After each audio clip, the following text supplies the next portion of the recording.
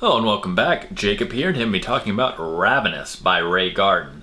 This is the first Ray Garton book that I've ever read, and it is also one of my favorite werewolf horror novels.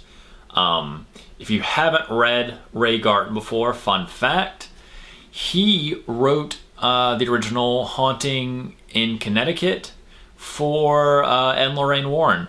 That is, he is very much responsible for a lot of the story as we know it today.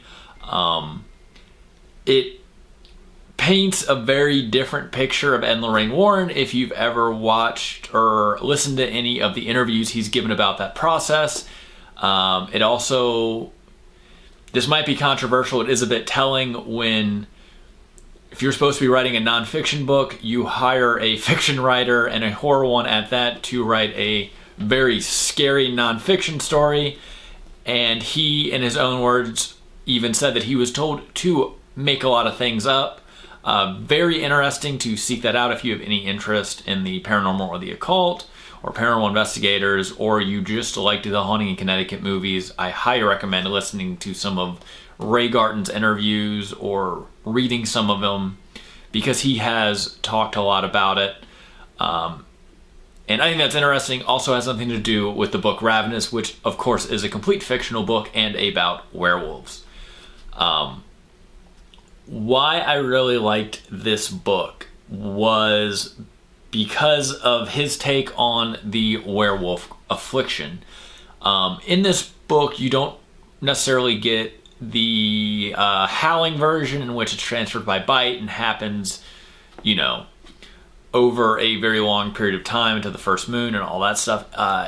In his book, it is transferred all by sexual disease. That is the werewolf curse, at least one of the major ways it can be transferred. And I thought that was a very interesting take on lycanthropy or werewolfisms, however you want to say it. And one that I had not really seen done before. And I thought it played very nicely with how fast it spreads throughout this town.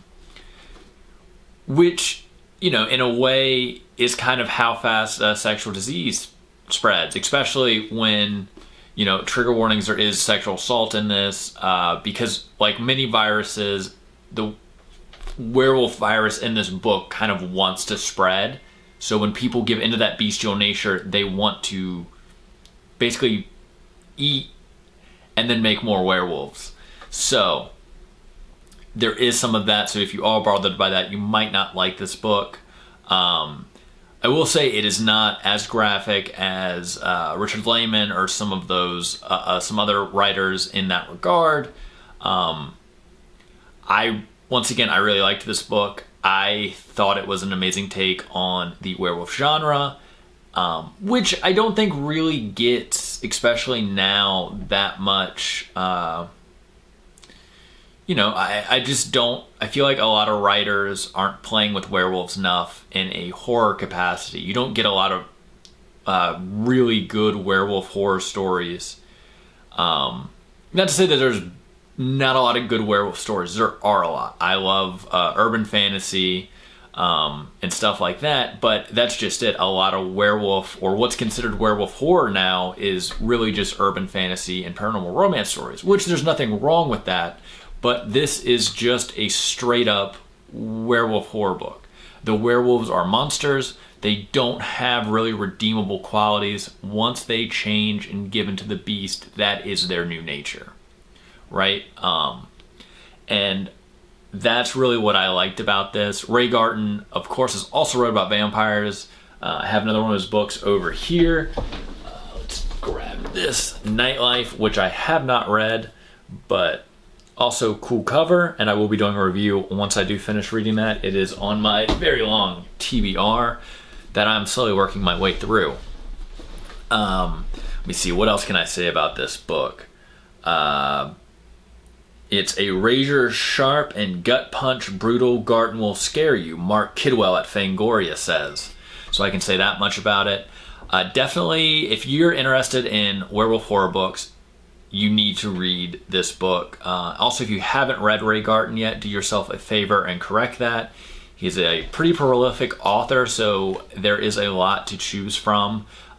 He uses a lot of classic horror monsters, which I, very much appreciate, because, I can't really get enough vampires and werewolf horror and that sort of things. And I also love creature features. Another book of his that I read, Nids, is about like these giant spiders, which I will review later on this channel, because I also very much liked that book, and I love kind of schlocky B horror movie, monster-centric stories, if you can't tell from this channel and some of the reviews I've done so far.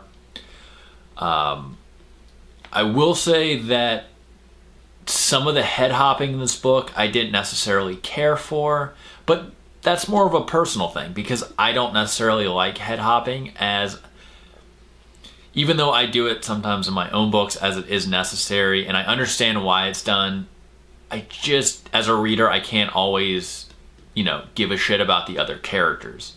But sometimes I do. I will say that some of the head hopped characters are very important, and I think the author, Ray Garton, does a very good job of tying kind of those subplots all together into the main plot at the end. Basically, I guess a good way to describe this, that in a lot of ways this book is 30 Days of Night, but with werewolves. Werewolves descend on a small town, and then the virus spreads rapidly through sexual contact and stuff like that. And then which the werewolves basically take over in a way, unless the people that try to stop them are able to. I will leave that to you, for you to find out when you read the book. But yeah, I liked it. I thought it was an interesting take. I can't say that enough. Because once again, I think, I don't know how to say this. I think werewolves get humanized too much. In horror books, right? I mean, it just feels like it's almost overdone at this point, and I really like, how do I put this? I guess it feels refreshing to get back to a point where they are just monsters in a way, and I don't have to care about them. Whereas in a lot of books, if the werewolf gets shot, you're upset because it is a character that has emotions and you care about, whereas in this book, they are just monsters. Or even if they weren't monsters to start with, they have hit the point where they are monsters, and you, like zombies, right? When you watch a show that has zombies and a character that you used to like gets turned into a zombie, as the viewer, they need to be shot or beheaded as soon as possible, and then you just have to watch the characters themselves struggle with that. That's what this book does with werewolves, and I love that a lot. Do yourself a favor and read this book if you like werewolves. If you don't like werewolves, correct that, I guess.